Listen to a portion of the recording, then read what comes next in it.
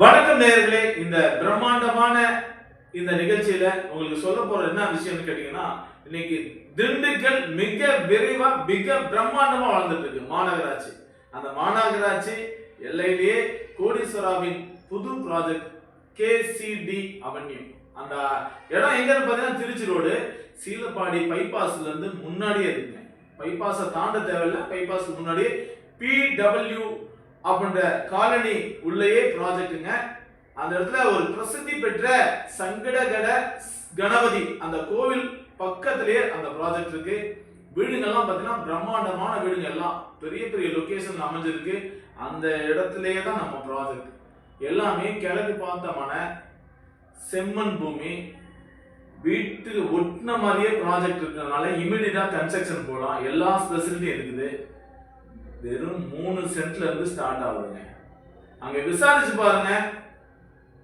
அந்த விசாரிச்சுட்டு ரேட் அங்க என்ன போகுதோ அதுல இருந்து ஒரு 30% கம்மியா கொடுங்க. விசாரிச்சுட்டு பார்த்துட்டு கொடுங்க.